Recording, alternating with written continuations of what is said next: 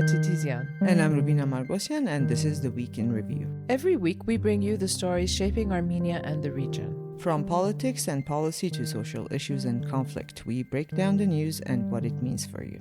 This week in the news, former President Robert Kocharyan and his son arrested on corruption charges. Armenia may soon formally apply for EU membership. And Defense Ministry faces renewed scrutiny over a series of non-combat deaths. These stories and more in our weekly roundup of the news.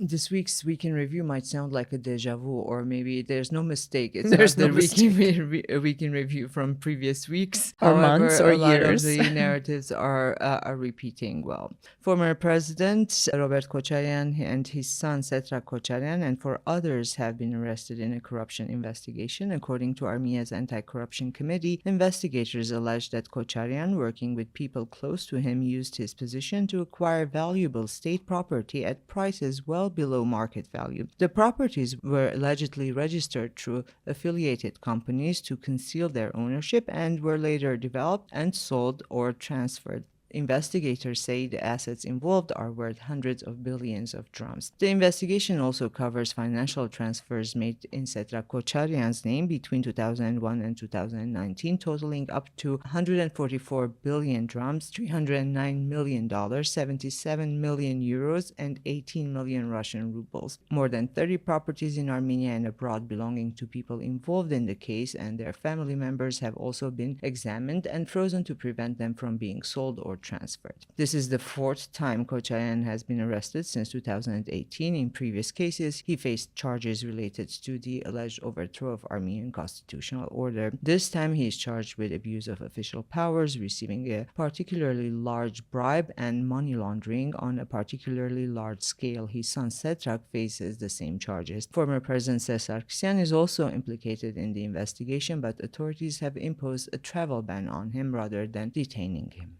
So we did a little investigation of our own and found that 144 billion Armenian dirhams is close to $390 million, just so that it's clear. Yeah, the amounts that are mentioned are just believable. Seriously. And in other news, Armenia may soon formally apply for European Union membership, Prime Minister Nikol Pashinyan told Parliament this week. Pashinyan said Russian restrictions on Armenian exports conflict with Eurasian Economic Union rules, calling the situation a crisis for the bloc. He also pointed to a joint statement issued in late May by the leaders of Russia, Belarus, Kazakhstan, and Kyrgyzstan, urging Armenia to hold a referendum as soon as possible on whether to join the EU or remain in the EA-EU. Pashinyan called the statement, quote, friendly gesture and said a referendum will take place, but argued that the timing matters. He said Armenia should first formally apply for EU membership, receive a response, and get a roadmap for accession. Only then, he said, should a referendum be held. He recalled that Parliament passed a law in March of last year, in 2025, launching Armenia's EU accession process, and said the government may soon submit the formal application, sarcastically citing the EA-EU partners' call for a referendum. As promised, there's a lot of Moscow said, Yerevan said. Yeah. So Get ready. Go. Well, the announcement drew pushback from Moscow. Kremlin spokesperson Dmitry Peskov said EU and EA-EU rules do not match, warning that aligning Armenian law with EU standards would create profound contradictions that would primarily harm Armenia. Russia's foreign ministry said EU membership would contradict the long-term interests of the Armenian people, while its spokesperson, Maria Zakharova, accused the EU of cynically using Armenia and its people in its confrontation with Russia. Russian lawmakers also criticized Yerevan, accusing Armenia of seeking EU membership while continuing to benefit from EA-EU trade arrangements. One senior lawmaker warned that Russia could withdraw trade privileges if Armenia plays along with the West. But they've already put so many restrictions on Armenian products. It's the talking points that are repeating. I know, that's why you said deja vu. Well, responding to the criticism, Armenian Parliament Speaker Ruben Rubinyan said Yerevan has been extremely sincere with Russia and argued that Moscow, rather than Armenia, has damaged bilateral relations through what he called unjustified restrictions on Armenian businesses. Meanwhile, Russian Deputy Prime Minister Alexei Overchuk said Moscow was ready for constructive dialogue with Armenia over the the restrictions on Armenian agricultural exports, he said the issue was not about whether Armenia comes to its senses, but about meeting Russian requirements. He said Russian authorities had found pests and diseases in some Armenian fruit and vegetable shipments, although he stressed that the products were not necessarily of low quality. The future of Armenia's railway network has surfaced again as a point of tension with Russia. Pashinyan says he wants Moscow to hand its concession over to a third party acceptable to both Armenia and Russia, arguing that the current arrangement is discouraging international investors. We've talked about this, I don't know how many times already, Rubina, but it's in the news again. Pashinyan says Western sanctions on Russia have made investors, freight carriers, and other traders wary of using the Yeresk-Akhurik line, which is Armenian owned but operated by Russia's South Caucasus Railway. Companies, he says, do not want to expose themselves to sanctions risks by routing goods through a Russian operated network. He stressed that Armenia has no dispute with Russia over the sanctions themselves and that the railway remains Armenian property, with Russia holding, as we said, operating concession. But, he said, we cannot allow ourselves to lose this historic opportunity to connect Armenia to the international rail network. He again called on Moscow to show flexibility and transfer the concession. Now, Pashinyan linked the urgency to Turkey's accelerating construction of the rival Gars-Nakhichevan railway, saying Yeresk-Akhurik needs to become competitive quickly on price and service. Pashinyan also said Yerevan hopes to resolve the concession issue amicably, but could pursue international arbitration if Russia disagrees. The original deal that was signed back in 2008 granted Russia's South Caucasus Railway a 30-year concession with an option to extend it by another 10. Well, Moscow has pushed back against Yerevan's criticism of the railway concession. Russia's foreign ministry said Armenia's claim that the Russian-run railway is blocking its participation in international logistics initiatives does not correspond to reality. It added that such problems should normally be raised at the negotiating table rather than through public statements. The ministry also accused Western countries of pressuring Armenia to remove the Russian factor from its transport sector in exchange for investment of questionable economic value. It suggested that the dispute is part of a broader Western effort to push Russia out of the South Caucasus. Foreign Minister Sergei Lavrov later weighed in, saying that he was surprised Armenia had raised the issue publicly rather than through regular channels of deputy prime minister level talks between the two countries. He said the request had stirred emotions among Russian citizens, and I'm pretty sure Russian citizens have a lot of other concerns. This is not anywhere on their radar or their priority risks. Well, Armenia's parliament passed the government program. We talked about it last week. It's a 5-year program, 2026 to 2031. It obviously sets out the government's priorities for the next several years. Speaking in parliament, Prime Minister Pashinyan highlighted plans for constitutional reform, judicial changes, and economic diversification. He said adopting a new constitution is necessary to establish the full legitimacy of the authorities in the judicial system. He said the new constitution should also address the introduction of a jury system. Just for those who don't know, we do not have a jury system. But we judge one another one way or another. Oh, we're so good at that. He argued that this would reduce opportunities for corruption and help strengthen accountability. The Prime Minister said the draft of the new constitution will be published in the coming months. And just as a reminder, how many times have we heard this, Rubina?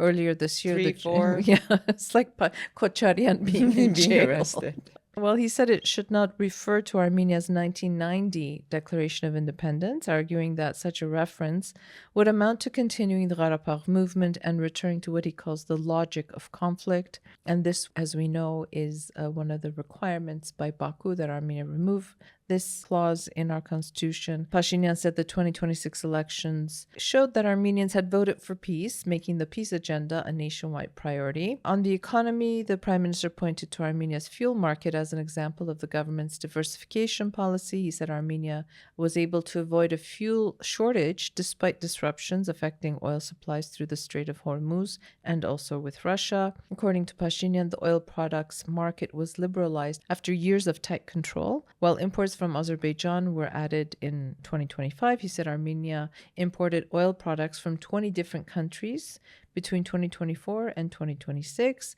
Pashinyan argued that the same diversification strategy should be applied across the economy, including exports and imports, because excessive dependence on a single market can become a tool for limiting a country's independence, as we have seen. Speaking about the need to redefine relations with Russia, because this was one of the points in the program that does not define Russia as a strategic partner, which has always been the case. Right. Pashinyan stated that the government program does not include any reference to the CSTO, noting his government has no plans to return to active participation in the security bloc. He said Armenia would not increase its engagement with the organization and would welcome being expelled, since that would resolve the dilemma of whether to withdraw voluntarily. The Kremlin responded the same day, saying if Yerevan no longer needs CSTO membership, it is free to leave the organization. Peskov said he struggles to understand what it means for Armenia to say it would be pleased to be expelled, noting that Armenian officials had previously said membership was frozen, but that withdrawal was not planned. All right. And speaking of Russia, again, in what appears to be growing momentum in Armenia-Ukraine ties, the Prime Minister sent a congratulatory message to Ukrainian President on the occasion of Ukraine's Independence Day. Pashinyan said Armenia greatly values the consistent development of bilateral ties, adding that Zelensky's participation in the European Political Community Summit in Yerevan gave new impetus to bilateral ties. Pashinyan added that Armenia supports the establishment of a just and lasting peace in Ukraine and remains ready to continue providing humanitarian assistance to the Ukrainian people. Zelensky responded, thanking Pashinyan, saying high-level dialogue between the two countries has now been reinvigorated and that Kiev commends Armenia's course toward closer ties with Europe, adding that Ukraine is ready to help whenever it can. And officials from Armenia and Azerbaijan met in Lachin this week to discuss the possibility of importing and exporting electricity between the two countries. The talks also covered options for connecting the two countries' energy infrastructure at the state border, according to Armenia's Territorial Administration Ministry. Separately, Pashinyan said this week that Armenia is adopting a strategy of energy independence. Again, this is not new, which has been becoming more realistic in recent years by growth in renewable energy, particularly solar. He spoke of the need for electricity storage systems so that the accumulation of the solar energy produced during the day can supply the country with electricity needed at night. He also said that over the next year, Armenia must finally decide who will build its next nuclear power plant and what type of reactor it will use. Pashinyan did not rule out extending the deadline for shutting down the Metamor nuclear power plant beyond 2036. And Armenia's defense ministry is facing renewed scrutiny over a series of non-combat deaths among servicemen in the past 2 weeks, including a shooting, a fatal traffic accident, and a suspected suicide. At a briefing, Defense Minister Suren Babikyan said he could not explain why so many incidents had occurred in such a short period of time, but noted that suicides, killings, and hazing incidents have occurred throughout the Army's history, rising and falling over time. He acknowledged his own responsibility as defense minister, while also blaming those who turn a blind eye, quote, to criminal subculture within the military, and called for a systemic approach to the problem. More than 30 servicemen have died in the armed forces this year, 14 of them in service-related incidents, but non-combat deaths, right? So it's just, misfiring a gun or accidents in their bases. Pashinyan said in Parliament the deaths were deeply troubling officials and that a working group, including the defense, education, and health ministers, has been set up to address the matter. He said the authorities were discussing the need for radical measures, adding that military service had not yet adapted to peacetime conditions. There's a new rationalization every week. Every time, right? I mean, what does that even mean? And that many of the Army's problems stemmed from broader social, political, and cultural issues rather than the military itself. I'm sorry. The cop out. I mean, it's good that they've put together a working group, but like you said, it's always some kind of rationalization. What does it mean adapting to peacetime conditions? Well, and the supervisor who had ordered the soldiers, the recent case when they were hit by a truck, to be running outside of the unit, outside of the base, and there were, as a result, in an accident, and there was a casualty. He was apprehended this week. Yeah. And 3 Armenian ministers will be renamed following following a package of government restructuring amendments approved by Parliament this week. The Ministry of Labor and Social Affairs will become the Ministry of Labor and Welfare. The Ministry of Foreign Affairs will be renamed the Ministry of Foreign Affairs and International Trade, while the Ministry of High-Tech Industry will become the Ministry of High-Tech Industry and Artificial I Intelligence. never thought I'd see the day where we'd have a ministry with AI in it. And I kept thinking as if the names weren't long I enough. know, Now we're they're just just like we like even longer. Mhm. The Prime Minister said the changes are part of an effort to modernize government and align ministries with the country's current priorities. In FIMI News, it's foreign information manipulation and interference. This is something that has been a catchphrase the last several years.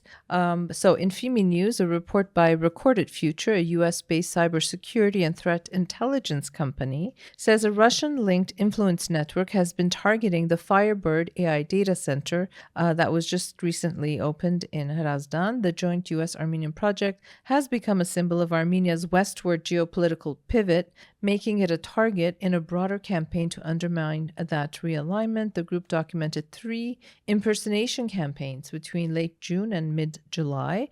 The first was, we were talking about this earlier, Rubina, a fake TechCrunch report warning of an imminent earthquake near the facility. A fabricated Gizmodo piece claiming power grid instability made the investment financially unsustainable, and a video posting as authentic Iranian military messaging that framed the data center as a legitimate strike target over alleged U.S. ceasefire violations. The report situates this campaign within a longer pattern, having previously targeted Armenia's 2026 parliamentary elections and the TRIP project. Recorded Future frames this as evidence that Moscow is increasingly relying on influence operations to counter its declining conventional leverage over Armenia. And separately, Armenia has been identified as an emerging target of Russian influence operations in Meta's latest adversarial threat report covering the first half of 2026. The findings appear in the report section on Russian-linked coordinated inauthentic behavior, or CIB. This is news for me.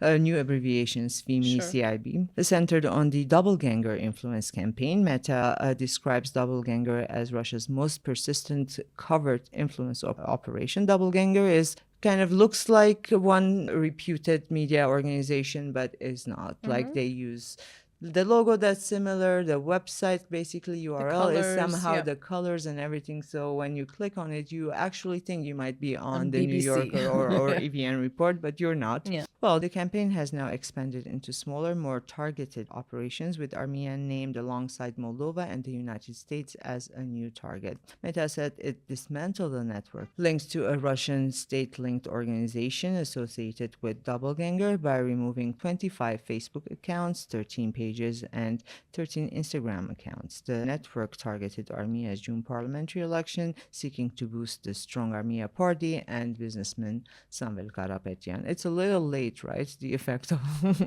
removing these pages. Well, they pretty much might have done the damage they were set up to do. The operation also targeted the Armenian diaspora in Germany, France, and the United States. According to Meta, it used AI-generated personas, including fake profiles posing as ordinary diaspora members, as well as fabricated local media brands to make the campaign appear more authentic. And just, again, another signal that we all have to be extra careful when we're sharing or, becoming hysterical over something. Just make sure that it's an authentic website and it's not, either a doppelganger or some other malicious attempt to derail the narratives that are happening in Armenia and the diaspora.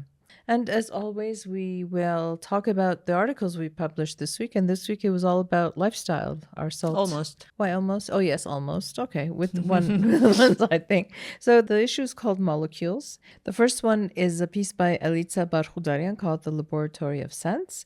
And it's about the Yerevan Perfume Museum. Did you know about this place, Rubina? You know everything Passed about by Yerevan. it. I'd seen it. I'd never walked in. Okay, well, it's part laboratory, part museum, part classroom.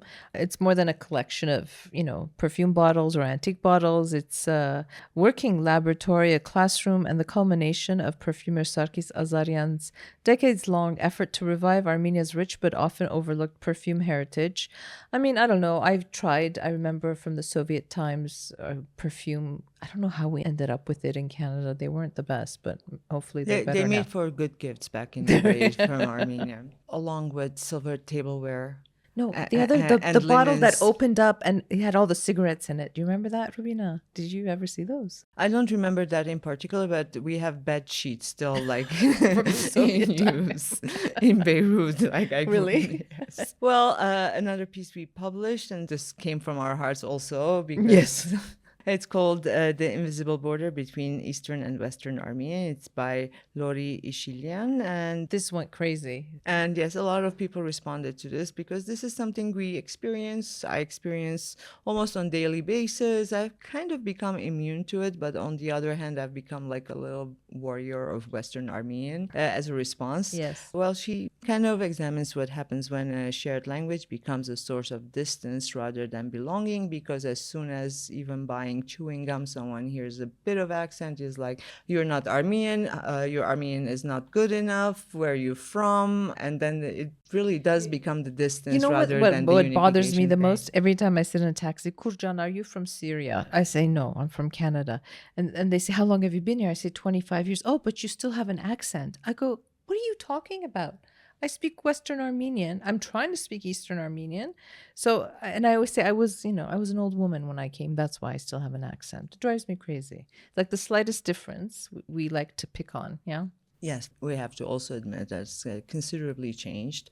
Even though my latest, most frustrating experience Oh. was only 4 months ago when I had to have a document translated, and the official translator looked at the spelling of my name and said, "Why do you spell your name wrong?" Wrong. I know. Anyway, Needless to say, I needless- walked out and he heard a lecture and then I walked out. Listen, I was reduced to tears in the early days. I'd walk in, nobody would understand what I was saying. Now, yes, they understand more and we understand more, but still there is that thing. Obviously, it hit a nerve because It's still hitting a nerve with us. with us. There you go. Well, the other piece that we published is by one of our TAP interns, Isaac Stevenson, who's from the UK, and it's called "Made in Girovagan, Remade in Vanatsor." So he took a day trip out to Vanatsor. He met with some of the creatives, and we had talked about Vanatsor, saying it's so beautiful, surrounded by mountains and forests, and yet there's this industrial wasteland in the middle of the city. Yeah, he met with a bunch of creatives, people who are doing interesting things in Vanatsor, and trying to show that it's an oftentimes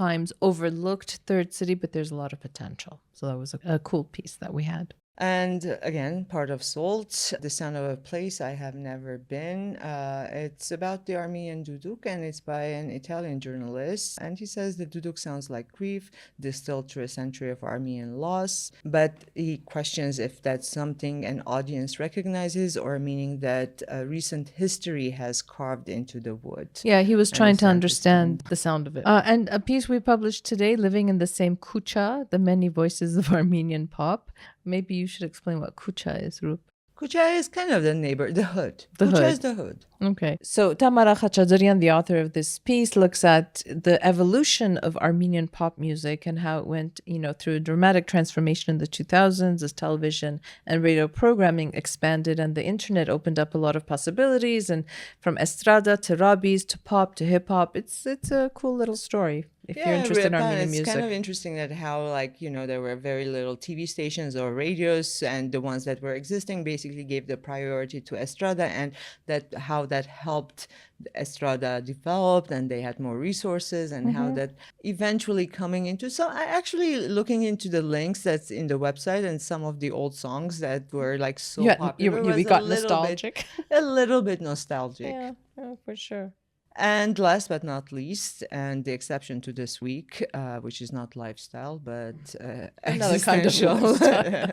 a little bit more existential. You published The State of Play, which is a conversation between you and Nersa. It's more about what's happening, and it's an overview of the events of the month. Right, but this one was about the 1 year after the Washington Accords. And, he argues that Armenia is now safer and how we've entered a fundamentally different strategic strategic environment. And we talked about, the regional dynamics, why Armenia has gained greater strategic agency, why our greatest challenge may now not lie what happens beyond our borders, but inside of our borders, and how we need to build institutions and capacity and all of that.